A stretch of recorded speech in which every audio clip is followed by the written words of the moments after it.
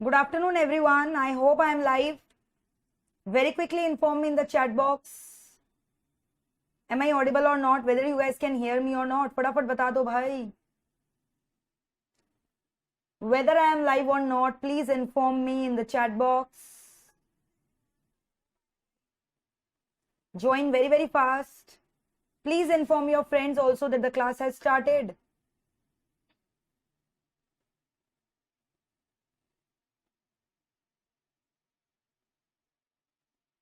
Please inform your friends that the class has started.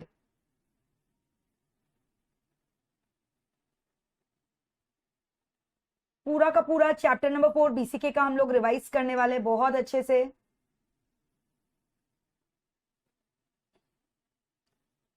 But for that you have to inform your friends that ma'am has already started the class and join very, very fast.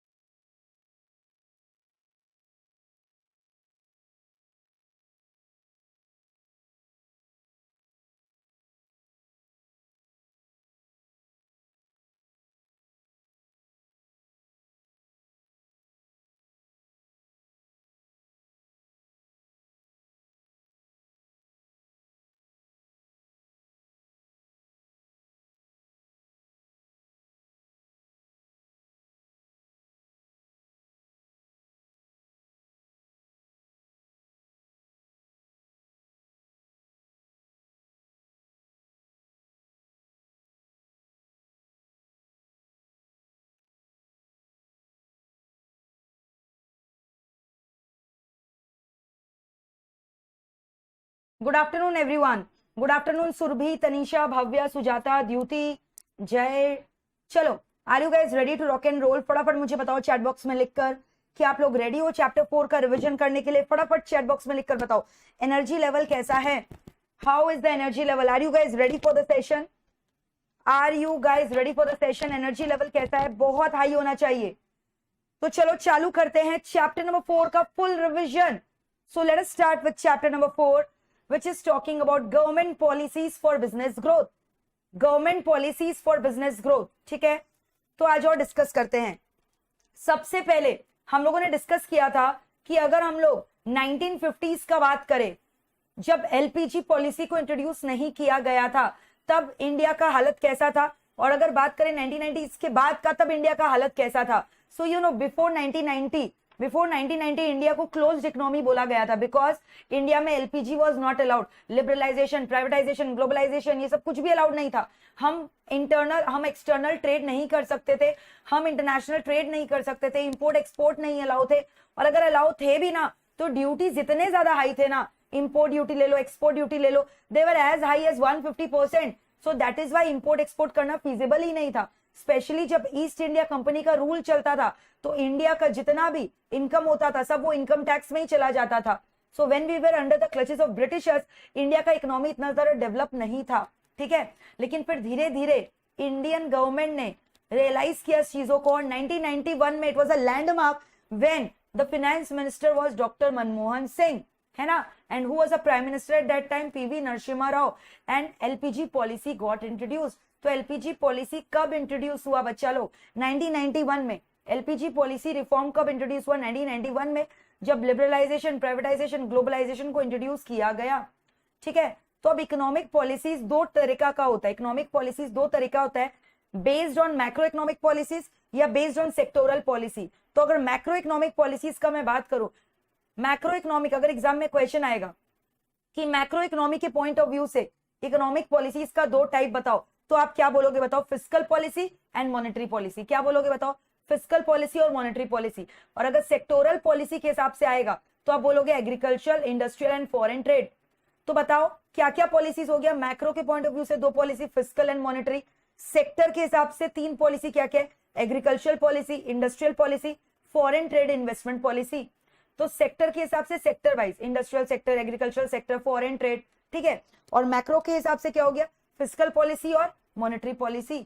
Alright, अब हम लोग discuss करेंगे कि ये जो मैंने बोला fiscal policy क्या होता है बताओ चैट बॉक्स में लिखकर। फिस्कल पॉलिसी शब्द का मतलब क्या होता है? Very quickly tell me what does the word fiscal policy means.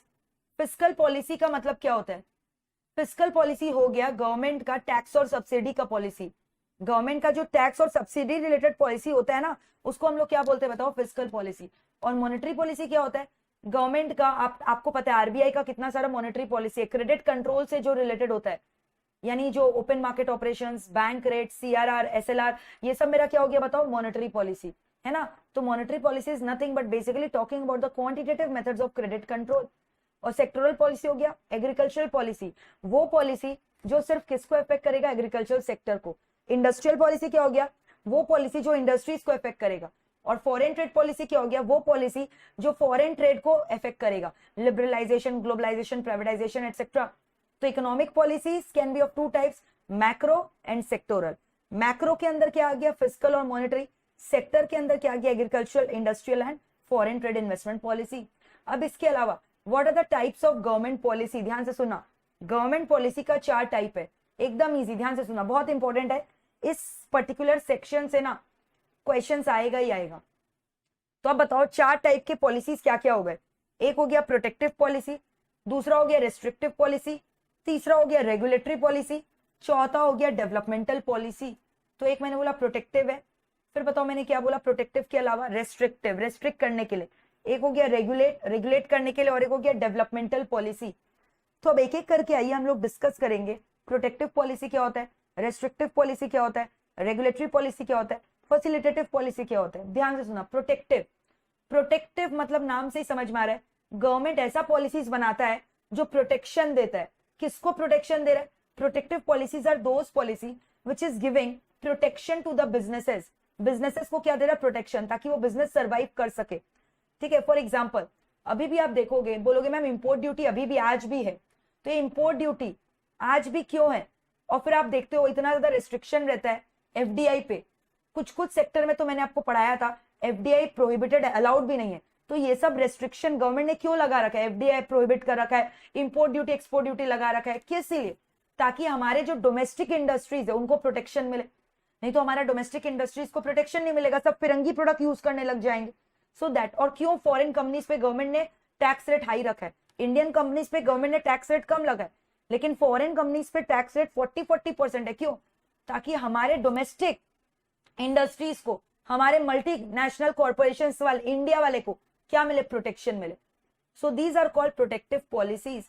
ठीक है, तो protective policies are giving protection to the indigenous domestic, हमारे देश के कंट्रीज के, हमारे देश की जो कंपनियां उनको प्रोटेक्शन मिले फिरंगी कंपनियों से। So that is why these protective policies has been brought by the government of India. Now what does the word restrictive policy mean?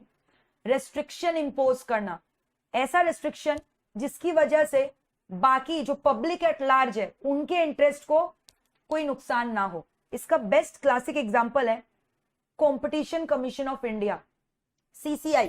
Competition act क्यों पास किया गया? कंपटीशन एक्ट क्यों पास किया गया? आपको पता है, कंज्यूमर्स के इंटरेस्ट को प्रोटेक्ट करने के लिए, है ना। जो मासूम कंज्यूमर है, तो ये करता क्या है? ये जो बड़े बड़े मर्जर्स होते हैं, जैसे मान लो 2 कॉम्पिटिटर अमलगेमेट कर रहा है जानबूझ के, ताकि मार्केट को पूरा डोमिनेट करे, कैप्चर करे, तो गलत है ना। फिर वो एक बार मार्केट को डोमिनेट कर लेंगे तो वो सारे प्रोडक्ट के प्राइस को क्या करेंगे? बढ़ा देंगे, कस्टमर्स के इंटरेस्ट को चीट करेंगे। दे विल बी क्रिएटिंग झूठे मूठे शॉर्टेजेस क्रिएट करेंगे। तो ये सब तो गलत है ना आखिर में। तो इसीलिए ये एक्ट पास किया गया, क्योंकि ये एक्ट वो सारी एक्टिविटीज पे रोक टोक लगाएगा जो कंपटीशन को किल करने की कोशिश करेगा। So restrictive policies were passed to protect the interest of the public at large, to protect the interest of the consumer, है ना, to protect the interest of the shareholder. तो ये सब के लिए रेस्ट्रिक्टिव एक्ट पास किया गया और एमआरटीपी एक्ट हटा दिया गया। और क्या पास किया गया? Competition act. कंपटीशन एक्ट पास हुआ था 2002 में, अमेंडमेंट हुआ उसका 2007 में और 2009 में। तो कंपटीशन एक्ट क्या बोलता है कि वो जितने भी प्रैक्टिसेस है जो कंपटीशन को किल करने की कोशिश करे उसको हटा देगा, है ना। So competition act was passed to prohibit anti competitive practices, abuse of dominant position, regulation of combination which causes or likely to cause an appreciable adverse effect on competition in India. ये line वो बच्चे relate कर पा रहे होंगे जिन्होंने मेरे से चैप्टर 5 डिटेल में पढ़ाई किया है। पूरा चैप्टर 5 में कंपटीशन एक्ट डिटेल में हमने पढ़ा था। तो आप समझ गए रेस्ट्रिक्टिव पॉलिसी क्या कर रहा है, वो सारे एक्टिविटीज को कर्ब कर दे रहा है, रोक दे रहा है, जिसकी वजह से मोनोपोली पोजीशन क्रिएट हो रहा है, डोमिनेंट पोजीशन क्रिएट हो रहा है। ये चाह रहे कंपटीशन हो, कंपटीशन होगा तो अच्छा है, हेल्दी है, फेयर एनफ, जिससे कंज्यूमर्स के इंटरेस्ट को सेफगार्ड किया जाए। सो this is a classic example of restrictive policy. फिर मैंने बोला रेगुलेटरी पॉलिसी। रेगुलेटरी पॉलिसी नाम से समझ में आ रहा है, रेगुलेशन इंपोज कर रहा है, स्टैट्यूट इंपोज कर रहा है, रूल्स इंपोज कर रहा है। तो रेगुलेटरी पॉलिसी क्यों लाया गया? रेगुलेशंस के लिए, रूल्स एंड रेगुलेशन इंपोज करने के लिए। तो अब रेगुलेटरी बॉडीज का नाम बताओ ना। सेबी एक्ट लाया गया। सेबी एक्ट क्या कर रहा है? पूरा स्टॉक एक्सचेंज के रूल्स को गवर्न कर रहा है, जहां पे शेयर्स का ट्रेडिंग होता है लिस्टेड कंपनीज का। ठीक है। फिर आईआरडी एक्ट। आईआरडी एक्ट का फुल फॉर्म क्या है? Insurance regulatory development authority of India. ये इंश्योरेंस कंपनीज के ऊपर रेगुलेशंस लाता है। आरबीआई, आरबीआई एक्ट 1934, आपको अच्छे से पता है आरबीआई क्यों लाया गया? आरबीआई एक्ट क्यों लाया गया मुझे बताओ। Why was RBI act passed? To regulate the functioning of the commercial bank. Chat box में लिखकर बताओ आरबीआई एक्ट पास कब किया गया। मैंने बोला आरबीआई एक्ट का डेट 1934 है, बट आरबीआई एक्ट एस्टैब्लिश कब किया गया? Although RBI act was passed in the year 1934, but RBI Act as a body was established in which year? RBI Act को establish कब किया गया? Does anyone know the date? Bhavya answer बताओ, date बताओ, बताओ फटाफट। Tell me the date. RBI कब establish किया गया? As a body it got established on 1st of April 1935. Very good Harsh, superb। तो ये क्यों पास किया गया? सारे के सारे जितने भी कमर्शियल बैंक्स है ना, उसके फंक्शंस को रेगुलेट करने के लिए बनाया गया। तो रेगुलेटरी पॉलिसी आप समझ रहे हो किस लिए लाया गया? रेगुलेशंस लाने के लिए, डिसिप्लिन लाने के लिए, रूल्स लाने के लिए। तो जितने भी कमर्शियल बैंक है उनको 2 एक्ट फॉलो करना पड़ता है। बताओगे वो दोनों एक्ट का नाम? एक एक्ट तो मैम आपने बता दिया, आरबीआई एक्ट 1934, और एक एक्ट का नाम बताओ। Commercial bank actually functions under 2 act, वो 2 एक्ट का नाम बताओ। एक तो आपने बोला मैम एक आरबीआई एक्ट है, और एक एक्ट कौन सा है? और एक एक्ट कौन सा है? ये जो आंसर दे देगा ना, इसका डिस्टिंक्शन है पक्का फाउंडेशन में। बताओ दूसरा एक्ट का नाम बताओ भाई फटाफट, पुरुषोत्तम बताओ।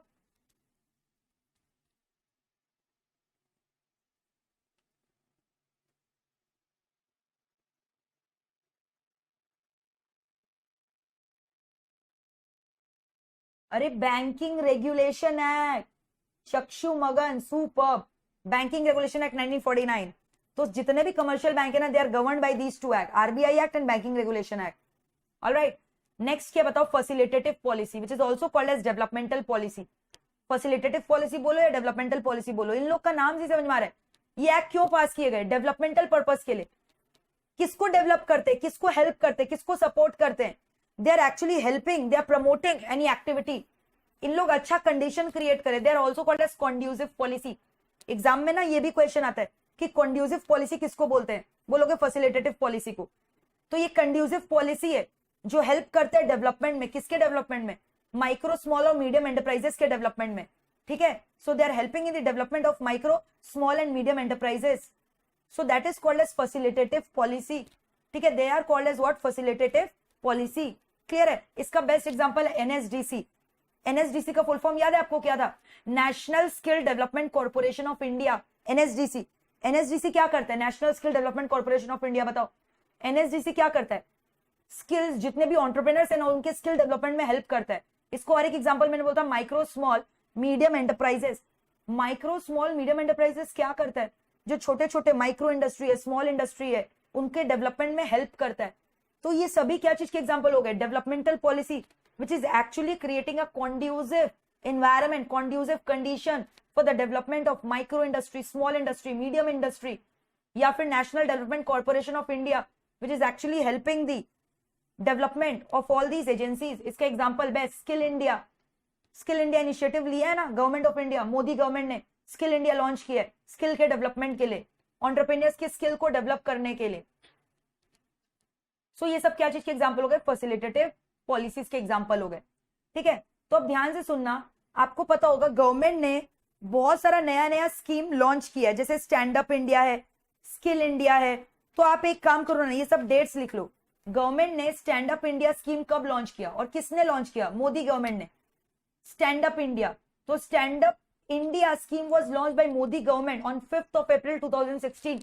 किस लिए स्टैंड अप इंडिया क्यों लॉन्च किया गया? किसको सपोर्ट करने के लिए? एंटरप्रेन्योरशिप को सपोर्ट करने के लिए। किसमें? Women, schedule caste, schedule tribe. ठीक है, तो आप कहीं पे लिख लो ये सारे पॉइंट जो अभी मैं बता रही हूँ। ये सब कुछ कुछ पॉइंट्स है जो आपको पता होना चाहिए। स्टैंड अप इंडिया एक स्कीम था जो मोदी गवर्नमेंट ने लॉन्च किया एंटरप्रेन्योरशिप प्रमोट करने के लिए। सपोर्ट करेगा ये शेड्यूल कास्ट को, शेड्यूल ट्राइब को और विमेन सोसाइटी को, ताकि वो लोग अपने पैरों पर खड़े हो सके, आत्मनिर्भर हो सके। तो Stand Up India scheme was launched 2016 में 5 अप्रैल, 5 अप्रैल Stand Up scheme India was launch. तो लिख लो स्टैंड अप इंडिया कब लॉन्च किया गया? 2016 में। किसने लॉन्च किया? मोदी गवर्नमेंट ने। क्यों लॉन्च किया? एंटरप्रेन्योरशिप प्रमोट करने के लिए। किसमें? Schedule caste, schedule tribe and women society. ठीक है, वैसे ही स्टार्टअप इंडिया स्कीम लॉन्च किया गया। वैसे ही क्या लॉन्च किया गया बताओ? Startup India. एक हो गया स्टैंड अप, एक हो गया स्टार्टअप। स्टार्टअप कब लॉन्च किया गया? वही 2016 में। तो स्टार्टअप इंडिया सबसे पहले गवर्नमेंट ने 2015 में अनाउंसमेंट किया था, बट 2016 में लॉन्च किया गया। तो स्टार्टअप इंडिया क्या बोला गया? स्टार्टअप इंडिया किसके लिए बोला गया? ये स्टार्टअप इंडिया स्कीम जो लॉन्च किया गया बेसिकली प्राइवेट लिमिटेड कंपनी के लिए या पार्टनरशिप फर्म के लिए या एलएलपी के लिए लॉन्च किया गया। तो यहाँ पे गवर्नमेंट क्या करेगा? सपोर्ट करेगा। समझ में आ रहा है? उन सारी कंपनियों को जिनका टर्नओवर 100 करोड़ से ज्यादा नहीं है, उनको सपोर्ट करेगा, इंसेंटिव देगा, बहुत सारा सब्सिडी देगा, ताकि वो अपने पैर पर, अपने दम पर अपना बिजनेस खोल सके। तो ये हो गया स्टार्टअप इंडिया। तो Stand Up India exclusively women society के लिए था, शेड्यूल का शेड्यूल ट्राइब के लिए था, लेकिन स्टार्टअप इंडिया सब यंग एंटरप्रेन्योर्स के लिए था। 2016 में लॉन्च किया गया था। फिर वैसे ही मैंने बोला स्किल इंडिया, वैसे ही गवर्नमेंट ने क्या लॉन्च किया बताओ? Skill India.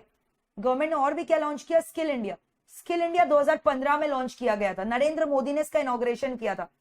स्किल इंडिया में एक मिनिस्ट्री सेटअप किया गया, ministry of skill development and entrepreneurship, जो क्या करेगा?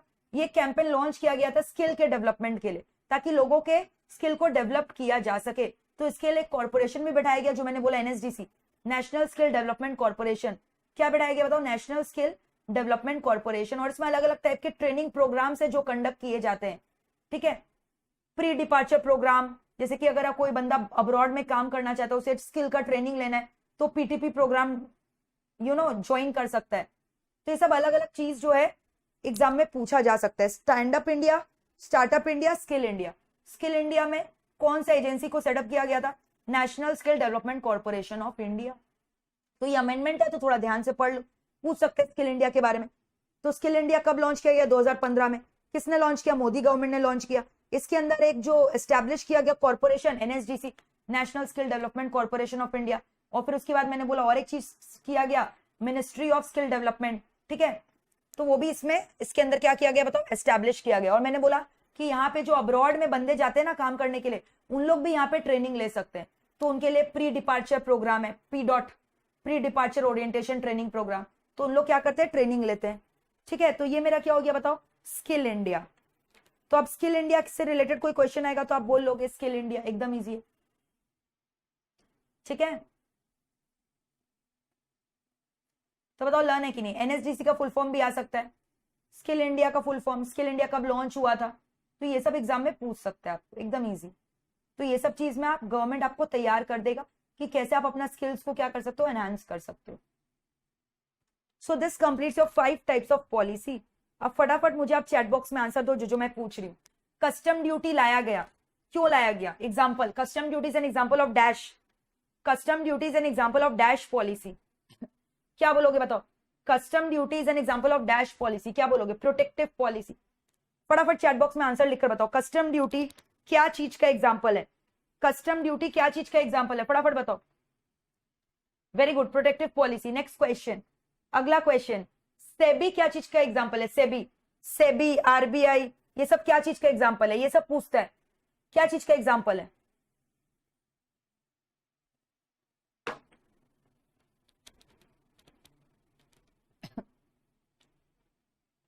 Regulatory, very good, very good.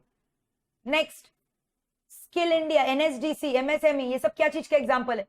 Conducive policy का। वैसे एमआरटीपी, सीसीआई क्या चीज का एग्जाम्पल है? रेस्ट्रिक्टिव पॉलिसी का। अब नेक्स्ट इंपॉर्टेंट क्वेश्चन जो हम लोग डिस्कस करने वाले, जिससे बहुत सारा क्वेश्चन आता है ऑलमोस्ट, मैक्रो पॉलिसी इंडिकेटर कौन कौन से? What are the macro policy indicator? There are 5 indicator: GDP, inflation, tax rate, interest rate, exchange rate. तो मैक्रो पॉलिसी इंडिकेटर 5 तो है. क्या क्या बताओ? जीडीपी है, टैक्स रेट है, इंटरेस्ट रेट है, एक्सचेंज रेट है, इन्फ्लेशन है. So these are the 5 macro policy indicator. तो अब बोल रहे जीडीपी अगर राइज करता है ना तो अच्छा लगता है. इन्फ्लेशन, इन्फ्लेशन मतलब क्या होता है? महंगाई. General rise in the price level is called inflation. Inflation थोड़ा बहुत मॉडरेट हो तो अच्छा लगता है. टैक्स जितना कम हो अच्छा है. इंटरेस्ट रेट भी कम हो तो अच्छा है. कॉस्ट ऑफ फंड्स कम होगा, हम लोग लोन ज्यादा ले पाएंगे. लोन लेंगे तो बिजनेस बढ़ाएंगे अपना. एक्सचेंज रेट मॉडरेट होना अच्छा है. So these are the 5 measures of macro economic policy. तो एक बार देख लो अच्छे से, what are the 5 measures of macro economic policy. 5 measures के अंदर क्या क्या आते हैं? GDP rate, inflation rate, tax rate, interest rate, exchange rate. तो एग्जाम में पूछता है जीडीपी का बढ़ना अच्छा है कि गिरना? बोलोगे बढ़ना. GDP is actually measuring your national income, your domestic product, gross domestic product, है ना. इन्फ्लेशन क्या हो गया? महंगाई, rise in the price level. तो इन्फ्लेशन एकदम भी नहीं होना खराब है, बहुत ज्यादा होना भी अच्छा नहीं है, मॉडरेट होना अच्छा है. क्योंकि अगर आपका इकोनॉमी डेवलप कर रहा है तो इन्फ्लेशन होना इनएविटेबल है. You can not avoid inflation. Inflation होना मतलब इज अ साइन कि आपके इकोनॉमी में बूम चल रहा है. टैक्स रेट लोअर होना अच्छा है, इंटरेस्ट रेट भी लोअर होना अच्छा है, एक्सचेंज रेट मॉडरेट होना अच्छा है. तो ये 5 टाइप्स के क्या हो गए बताओ? Macro economic factors. GDP, inflation, tax, interest, exchange rate. So they are the 5 important significant macro policy indicators. कौन है ये? The most eminent personality, the most remarkable finance minister India could ever have. Continuously twice he has been appointed as the finance minister of India, doctor Manmohan Singh. और इसी वजह से इतना इनका contribution था ना, इसलिए इसी वजह से बाद में इन्हें प्राइम मिनिस्टर भी बना दिया गया था. बट इसके बाद से कांग्रेस का डाउनफॉल चालू हो गया. He could not actually do justice in the seat of prime ministership, but as a finance minister he was very well. क्योंकि इन्होंने ही एलपीजी पॉलिसी इंट्रोड्यूस किया था, which is talking about liberalisation, privatisation, globalization.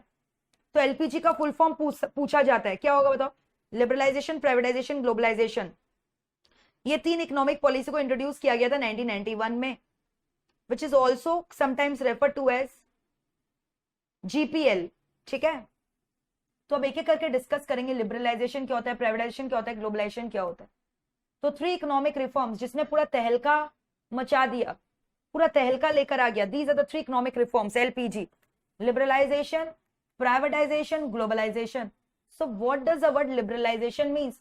Liberalisation का मतलब क्या होता है? लिबरल हो जाना. लिबरल बोले तो रिलैक्सेशन. क्या चीज का relaxation? Stringent policies of the government of India. जो डिफिकल्ट एकदम स्ट्रिक्ट पॉलिसीज है उनको ईज कर देना, रिलैक्स कर देना. That is called liberalisation. Government पहले बहुत ज्यादा स्ट्रिक्ट था, बहुत ज्यादा रूल्स, बहुत ज्यादा रेगुलेशन, बहुत ज्यादा टैक्स रेट. फिर गवर्नमेंट को एहसास हुआ कि इतना ज्यादा गवर्नमेंट स्ट्रिक्ट रहेगा ना तो इंडिया कभी तरक्की नहीं कर पाएगा, इंडिया का कभी इकोनॉमिक ग्रोथ नहीं हो पाएगा. तो धीरे धीरे गवर्नमेंट ने लिबरलाइजेशन इंट्रोड्यूस किया, अपने स्ट्रिंजेंट पॉलिसीज को रिड्यूस करने की कोशिश की. ठीक है. सो दैट इज उसने अपना टैक्स प्रोसीजर को सिंप्लीफाई किया. मैंने बोला ना एक टाइम था टैक्स का रेट, कस्टम ड्यूटी 150% थे, तो अभी 30% के लगभग है. फिर उसके बाद इनकम टैक्स 97% था, अभी लगभग 30% है, 25-30%. तो गवर्नमेंट धीरे धीरे लिबरल हुआ, इंडस्ट्रियल लाइसेंसिंग को अबॉलिश किया, डोमेस्टिक इकोनॉमी को खोल दिया एफडीआई के लिए, पोर्टफोलियो के लिए. तो ये सब चीज गवर्नमेंट किया, लिबरल हुआ. Opening the domestic economy for foreign capital. अभी आप देखो ना, उससे इंडिया में भी एम्प्लॉयमेंट लेवल बढ़ा है. मैकडी, पिज्जा हट, डोमिनोज सब फॉरेन ब्रांड है. तो गवर्नमेंट क्यों अलाउ किया कि इन लोग आकर इंडिया में अपना पिज्जा बेच सकते हैं? हमें एम्प्लॉयमेंट मिल रहा है, हमारा कंट्री का स्टैंड ऑफ लिविंग बढ़ रहा है, टैक्स मिल रहा है गवर्नमेंट को इसके ऊपर 40% flat on the profit which they are earning. So all these are called as liberalisation, where government is becoming liberal, है ना, removing the stringent tough policies of the government of India. Now what is privatisation? Transfer of ownership. किससे किसके हाथ में? Transfer of ownership from public sector to private sector. What is public sector? Which is owned and controlled by the government of India. तो government ने realise किया कि सब कुछ अपने कंट्रोल में नहीं रख सकता, तो गवर्नमेंट को पता था कि उसको अब क्या करना चाहिए, अपना शेयर्स को बेच देना चाहिए किसको, प्राइवेट सेक्टर्स को।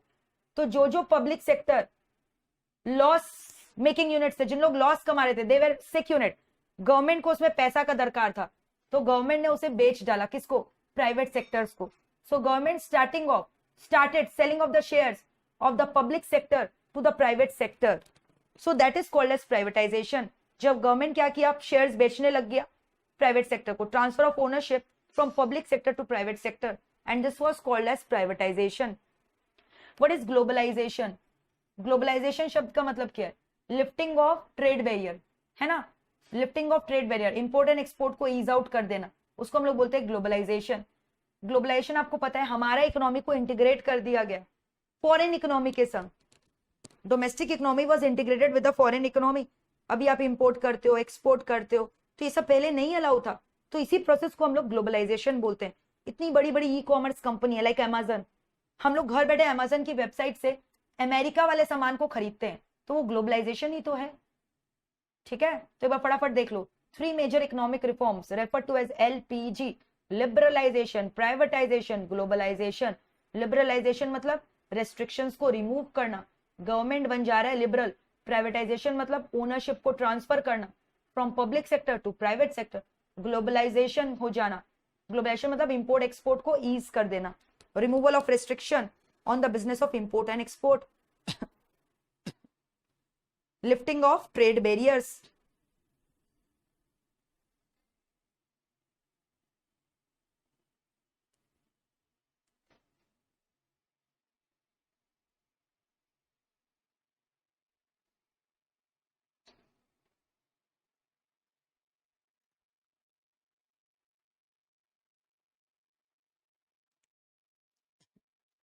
पूरा अच्छे से एक बार देख लो, कोई डाउट है तो पूछो। एलपीजी इज वेरी इंपॉर्टेंट, इससे क्वेश्चंस आते ही आते हैं।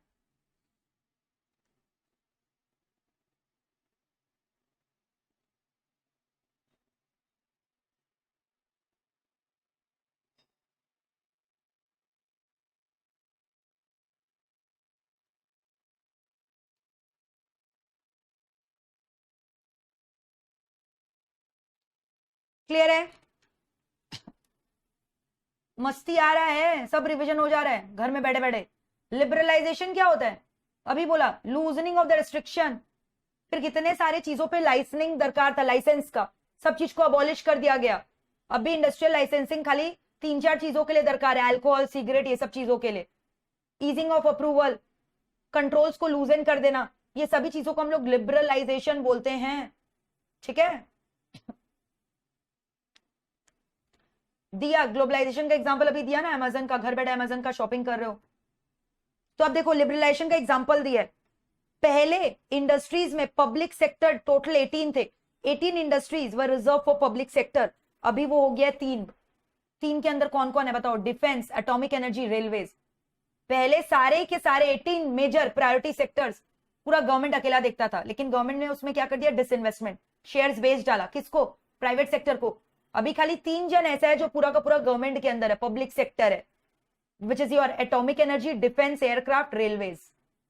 इंडस्ट्रियल लाइसेंसिंग मैंने बोला हटा दिया गया, लेकिन अभी भी कुछ कुछ जो हैजार्डस केमिकल है उसके लिए बोला अगर आप उसका धंधा करोगे तो इंडस्ट्री का लाइसेंस लेना पड़ेगा। जो अल्कोहल है, सिगरेट है, ड्रग्स है, फार्मास्यूटिकल है, ये सब चीजों का धंधा करोगे तो इंडस्ट्रियल लाइसेंसिंग का दरकार पड़ेगा।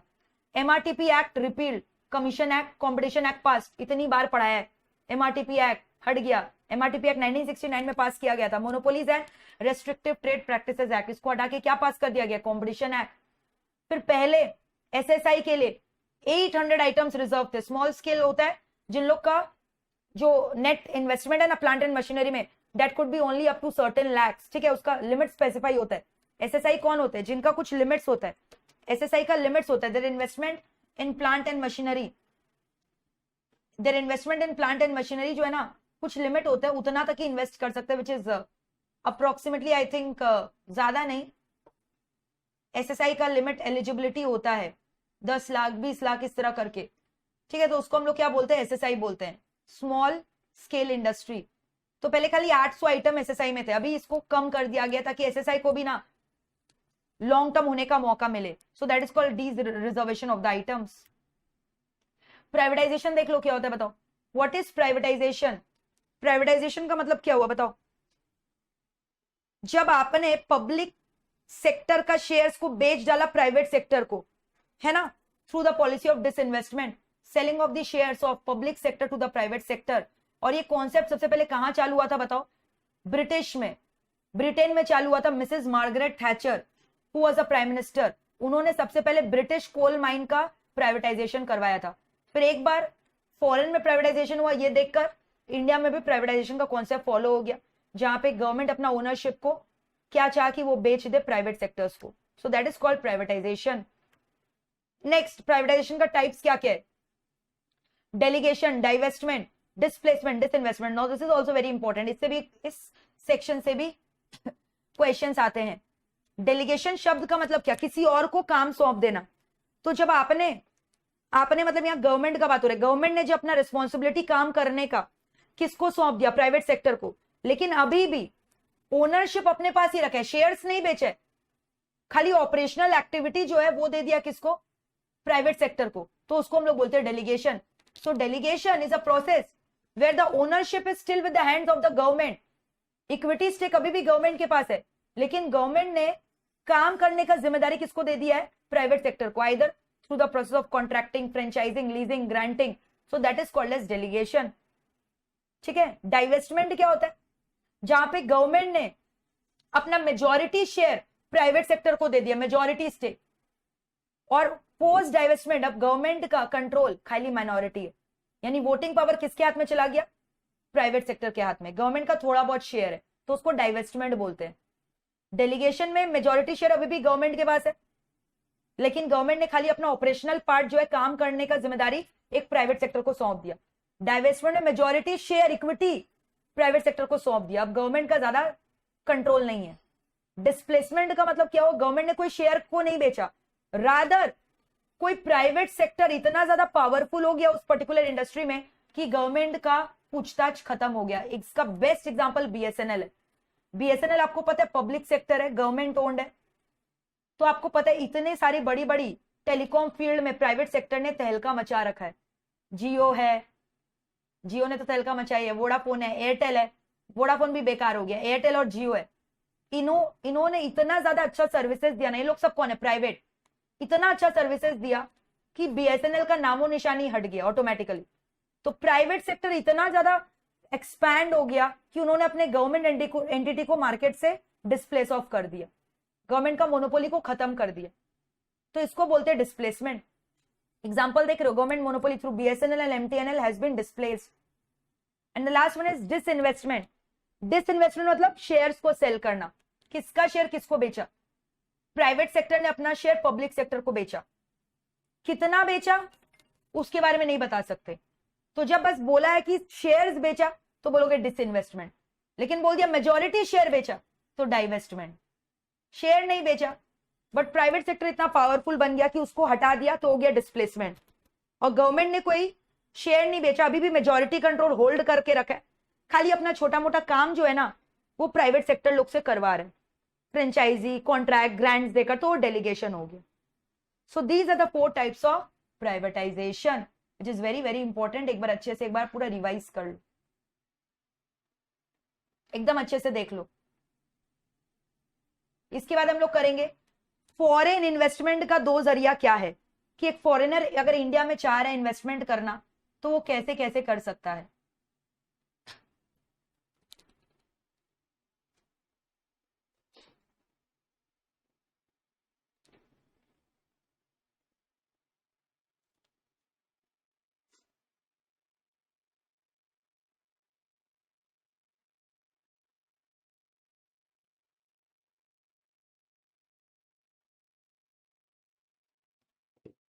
क्लियर है कि नहीं बताओ, एकदम इजी है, done done done done done. Shall we proceed, chat box में मेरे को लिखकर बताओ कि मैं आगे बढ़ सकती हूं कि नहीं।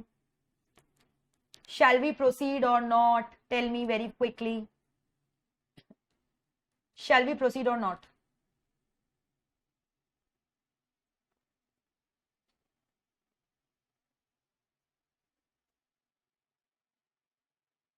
चलो अब नेक्स्ट करेंगे, मैंने बोला दो जरिया है कि फॉरेनर इंडिया में इन्वेस्ट कर सकते हैं। एक तो हो गया डायरेक्टली इंडिया में आकर इंडस्ट्रीज खोलेंगे, जिसको हम लोग बोलते हैं IFDI, फॉरेन डायरेक्ट इन्वेस्टमेंट। और एक हो गया इंडिया के शेयर्स में इन्वेस्टमेंट किया, शेयर्स खरीदा, स्टॉक एक्सचेंज में ट्रेडिंग कर रहे हैं, वो हो गया पोर्टफोलियो इन्वेस्टमेंट।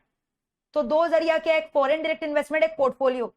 लेकिन फॉरेन डायरेक्ट इन्वेस्टमेंट में जब वो पैसा लगाते हैं तो खुद का धंधा खोल रहे हैं यहाँ पे, तो ये परमानेंट होता है। लेकिन पोर्टफोलियो से जो पैसा आता है वो टेम्पररी होता है। समझ में आ रहा है? क्योंकि जब शेयर्स का दाम गिरेगा हो सकता है वो शेयर बेच दे, शेयर बेचकर वो निकल जाए। समझ में आ रहा है? तो जो पोर्टफोलियो से पैसा आता है, कैपिटल का इनफ्लो आता है, फॉरेन एक्सचेंज का इनफ्लो आता है, वो शॉर्ट टर्म होता है।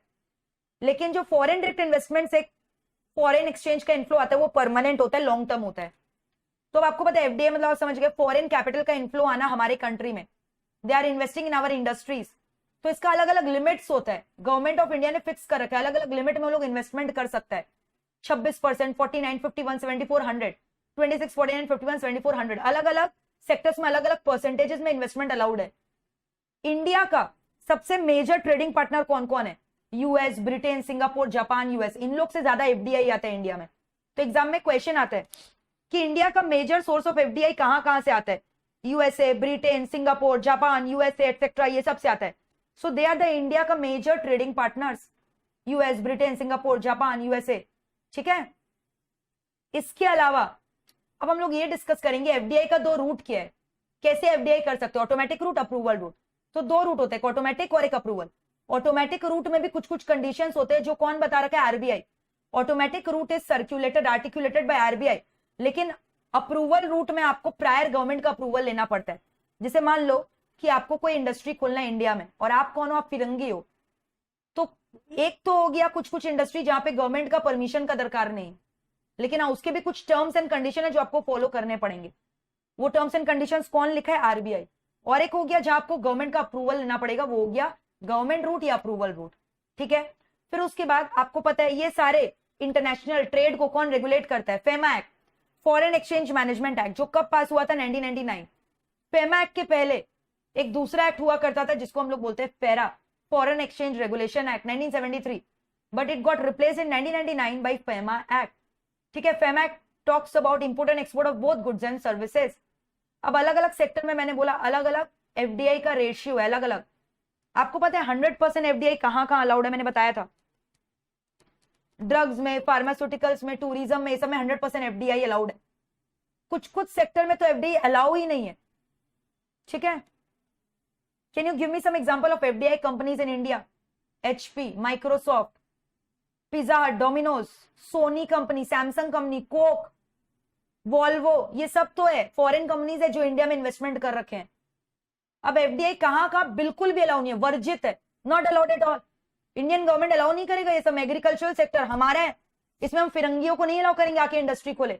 Atomic energy, lottery business, gambling, chit fund, Nidhi company, agriculture में अलाउ नहीं है। लेकिन फ्लोरिकल्चर, हॉर्टिकल्चर, एनिमल हस्बेंड्री में अलाउ है। तो एग्जाम में पूछेगा क्या FDI एनिमल हस्बेंड्री में अलाउ है? आप बोलोगे हाँ। प्लांटेशन में अलाउ नहीं है, लेकिन टी प्लांटेशन में अलाउ है। टी प्लांटेशन में FDI अलाउ है। तो ऐसे तो बोलो FDI एग्रीकल्चर और प्लांटेशन में प्रोहिबिटेड है, लेकिन फिर बोल रहे टी प्लांटेशन में अलाउड है, फिर बोल रहे एनिमल हस्बेंड्री में अलाउड है। वैसे housing and real estate business इसमें अलाउ नहीं है, ट्रेडिंग में अलाउड नहीं है, TDRs में अलाउड नहीं है, सिगरेट, टोबैको, ये सब में अलाउड नहीं है, चिट फंड, निधि कंपनी, ये सब में अलाउ नहीं है। So these are the areas where FDI is restricted, prohibited. Atomic energy, lottery, gambling, chit fund, Nidhi company, agriculture, TDR, cigarette etcetera, यहाँ पे बिल्कुल भी FDI अलाउ नहीं है। लेकिन एनिमल हस्बेंड्री, हॉर्टिकल्चर में अलाउ है, टी प्लांटेशन में अलाउ है। Clear? Next, what does the word foreign institutional investor mean? इन लोग ग्रुप होते हैं इन्वेस्टर्स के, ग्रुप ऑफ इन्वेस्टर, जिन लोग अलग अलग कंट्री में इन्वेस्ट करते हैं शेयर मार्केट में, जहां पे इन्हें बुलिश फीलिंग आता है, जो जहां भी इन्हें लगेगा शेयर मार्केट में शेयर प्राइसेस बढ़ने वाला है, उन लोग अपना लमसम पैसा जाके वहां इन्वेस्ट कर देगा। फिर जैसे ही शेयर का दाम बढ़ेगा, उन लोग शेयर को बेच करके प्रॉफिट कमाकर दूसरा कंट्री में चला जाएगा। So their investment is short lived. उन लोग ऐसे कंट्री में इन्वेस्ट करना चाहते हैं जहां बुलिश ट्रेंड दिखाई देता है, फिर वहां इन्वेस्ट करते हैं, प्रॉफिट कमा लेते हैं, कैपिटल गेन कमा लेते हैं, फिर दूसरे कंट्री में चले जाते हैं। So that is called as foreign institutional investor. TDR होता है ट्रांसफरेबल डेवलपमेंटल राइट पुरुषोत्तम। जैसे एक बिल्डिंग में लिमिट होता है ना, आप 2 तल्ला 3 तल्ला बना सकते हो, तो मान लो आपको एक टीडीआर का सर्टिफिकेट दे दिया गया, तो सर्टिफिकेट से उस बिल्डिंग में आप 3 तल्ले के ऊपर भी बना सकते हो। So they are called transferable development right. Foreign institutional investor समझ गए, जो एक ग्रुप ऑफ इन्वेस्टर होते हैं जिन लोग ढूंढते हैं बुलिश मार्केट, कैपिटल मार्केट में जहां दिखते हैं स्टॉक मार्केट का दाम बढ़े, उन लोग वहां जाकर इन्वेस्टमेंट करते हैं। बट मैंने बोला यहाँ पे जो इन्वेस्टमेंट आता है दैट इज शॉर्ट लिव्ड, ठीक है। तो ये लोग इन्वेस्ट करते हैं इक्विटी मार्केट में, हेज में, पेंशन फंड में, म्यूचुअल फंड में। इन लोग स्पेक्यूलेट करते हैं, ढूंढते हैं कहां पे बुलिश मार्केट है, जहां स्ट्रॉन्ग रिटर्न आएगा, और जैसे ही स्ट्रॉन्ग रिटर्न को इन लोग टैप कर लेते हैं, लोग फिर दूसरा कंट्री में चल जाते हैं। तो इसलिए बोला ये शॉर्ट लिव्ड है, इससे जो इनफ्लो आता है ये लॉन्ग टर्म नहीं है, शॉर्ट लिव्ड है। सो that is meant by the word foreign institutional investor. Clear है, देख लो एक बार।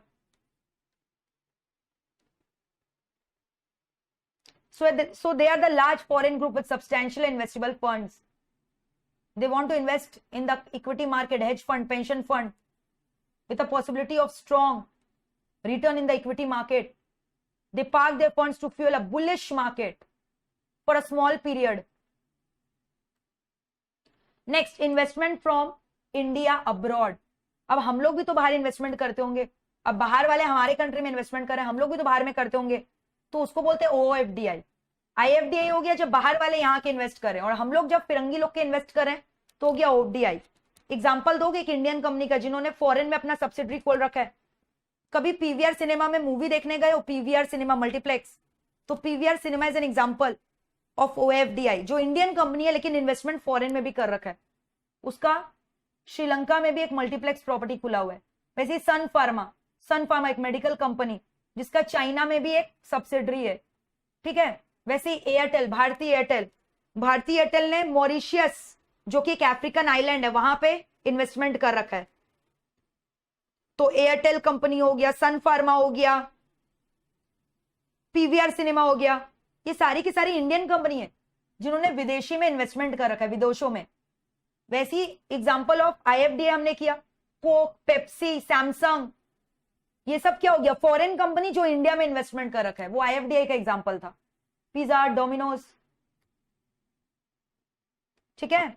ये एक बजट स्पीच जो मैंने आपको मेन क्लासेस में दिखाया था डॉक्टर मनमोहन सिंह का, जब उन्होंने अनाउंसमेंट किया था कि LPG इंडिया में इंट्रोड्यूस होने वाला है। क्लियर है। तो एग्जाम में क्या पॉपुलर क्वेश्चन है जो आता है, FDI कहां प्रोहिबिट है, लेकिन एनिमल हस्बेंड्री में अलाउड है FDI, याद रखना। प्लांटेशन में अलाउड नहीं है, लेकिन टी प्लांटेशन में अलाउड है। तो हमने पूरे इस चैप्टर का इन एंड आउट पूरा इन डेप्थ मैंने आपको एनालिसिस करवा दिया, पूरा का पूरा चैप्टर नक्की हो गया। So this completes your entire chapter. So I hope you guys have enjoyed this chapter. चलो आज टेस्ट भी हो जाएगा कि आप लोगों को चैप्टर 5 अच्छे से याद है कि नहीं है, ठीक है।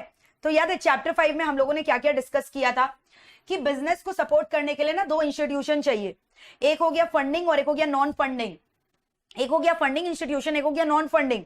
फंडिंग हो गया नहीं जो पैसे से मदद कर रहा है, नॉन फंडिंग हो गया जो regulatory compliances and all enforce कर रहा है, स्ट्रिक्ट डिसिप्लिन इंश्योर कर रहा है, ताकि ये सारे जो बॉडीज है इन लोग अपना फंक्शंस को ऑनेस्टली डिस्चार्ज कर सके। सो नॉन फंडिंग इंस्टीट्यूशंस के अंदर कौन कौन आ गया, RBI, SEBI, CCI, IRDI। RBI पूरे के पूरे कमर्शियल बैंक्स के फंक्शनिंग को रेगुलेट करके रखता है। सेबी पूरा स्टॉक मार्केट को, सेबी को हम लोग प्यार से बोलते हैं watch dog of stock exchange. पूरा का पूरा कैपिटल मार्केट को कौन रेगुलेट करके रखा है, सेबी। CCI किसको रेगुलेट करके रखा है, competition commission of India. Regulates whom, protect the interest of the consumer. IRDI किसको रेगुलेट करके रखा है, इंश्योरेंस कंपनियां को, कि कोई फ्रॉड इंश्योरेंस कंपनी आपके इंटरेस्ट को चीट तो नहीं कर रहा आकर। तो ये सारे क्या इंश्योर कर रहे हैं कि डिसिप्लिन बना रहे, बिजनेस को प्रमोट करते रहे। और फंडिंग इंस्टीट्यूशन कैसे सपोर्ट कर रहा है, नाम से ही समझ में आ रहा है, फंड देकर, पैसा देकर। फंडिंग इंस्टीट्यूशन का मतलब क्या, पैसा देकर सपोर्ट करना। NABARD जो एग्रीकल्चरल क्रेडिट के लिए बहुत ज्यादा पॉपुलर है, it is also called as apex bank for agricultural credit. तो आइए एक एक करके हम लोग देखते हैं सारे फंडिंग और नॉन फंडिंग इंस्टीट्यूशन के फीचर्स क्या है। फिर उसके बाद आइए हम लोग देखेंगे इसका मेंबरशिप क्या है, चेयरमैन क्या है, वगैरह वगैरह। तो आइए आ जाते हैं सबसे पहले first reserve bank of RBI। एक बात बताओ, RBI किसका बैंक है मैम, कमर्शियल बैंक का भी बैंक ना RBI है। हमारे जैसे आम लोग है, हमारा बैंक कौन है, कमर्शियल बैंक। हमारा डे टू डे ट्रांजैक्शन किससे होता है, कमर्शियल बैंक से। क्या करते हैं हम लोग कमर्शियल बैंक के संग? अपना डिपॉजिट्स वहां पे जाकर जमा करते हैं, सेविंग्स अकाउंट खुलवाते हैं, करंट अकाउंट खुलवाते हैं, एफडी खुलवाते हैं, और वो रिटर्न में हमें लोन भी देते हैं, इंटरेस्ट भी चार्ज करते हैं। तो आरबीआई क्या करता है भाई? यही देखता है कि सारे बैंक जो हमारे से ट्रांजैक्शंस कर रहे हैं, इन लोग सारे ट्रांजैक्शंस को ऑनेस्टली कर रहे हैं, एफिशिएंटली कर रहे हैं कि नहीं। तो आरबीआई सारे कमर्शियल बैंक्स को रेगुलेट करके रखता है। आरबीआई कौन है भाई? कमर्शियल बैंक का बैंक, यानी कमर्शियल बैंक को जब लोन चाहिए ना, वो आरबीआई के पास जा सकता है। इनफैक्ट जो गवर्नमेंट है, महान आदमी, हम जैसे आम आदमी तो कमर्शियल बैंक से डील करते हैं, महान आदमी हो गया गवर्नमेंट हमारा, उनका बैंक अकाउंट का है आरबीआई में, आरबीआई उनके बैंक अकाउंट को कंट्रोल करता है। तो RBI is not only the bank of the commercial bank, but it is also acting as the bank of the RBI, sorry, commercial bank. So it is acting as the bank of the government of India as well as the bank of the commercial banks. Clear है? और commercial bank का जब सारा दरवाजा बंद हो जाता है, चैट बॉक्स में मुझे लिखकर बताओ, कमर्शियल बैंक का जब सारा रास्ता बंद हो जाता है, वो किसके सामने जाकर अपना झोली फैलाता है कि भाई पैसा दे दो हमें, हमारे पास फाइनेंशियल क्राइसिस चल रहा है? किसके सामने जाकर झोली फैलाता है? चैट बॉक्स में बताओ, किसके सामने जाकर झोली फैलाता है? Answer is RBI. तो इसलिए आरबीआई का और एक नाम क्या है? Lender of last resort. RBI का और एक नाम क्या है? लेंडर ऑफ लास्ट रिजॉर्ट, यानी आखिरी हेल्प, आखिरी मदद कमर्शियल बैंक का कौन करता है? आरबीआई। ठीक है? तो आरबीआई एक्ट कब पास हुआ था? मैम बहुत ही सिंपल है, आरबीआई एक्ट पास हुआ था ना 1934 में, लेकिन आरबीआई का बॉडी कब स्टैब्लिश हुआ था? 1935, 1st of April 1935. So RBI Act was passed in 34, but RBI as a body was established in the year 1st of April 1935. And RBI got nationalized in which year? 1949. RBI का nationalization कब हुआ? 1949 में। RBI का head office पहले कहां हुआ करता था? कैलकाटा। फिर अभी कहां पे है? मुंबई में है। कौन इसको देखता है? Central board of director. ठीक है? तो आरबीआई को मॉनिटरी इंस्टीट्यूशन भी बोला जाता है।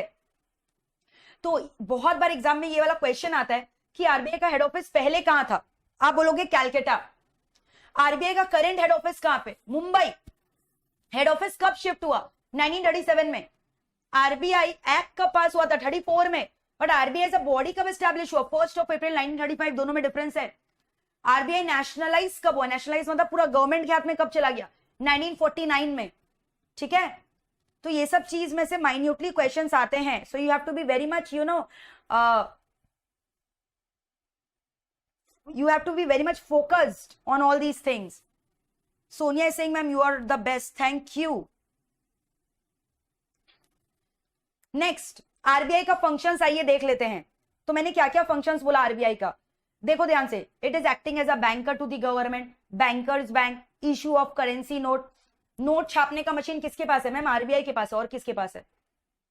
जो भी नए नए नोट है ना, वो आरबीआई छाप कर देता है। Except coins of smaller denomination. तो कॉइन्स कौन छापता है? Finance minister, government of India. So RBI is acting as an issue of currency note except coins of smaller denomination which is given by ministry of finance.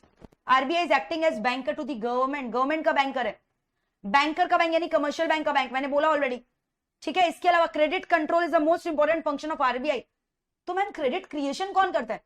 Credit creation is done by commercial bank, but credit control is done by RBI. RBI is also acting as a custodian of foreign exchange reserves. इसके अलावा promotional functions भी हैं RBI के बहुत सारे।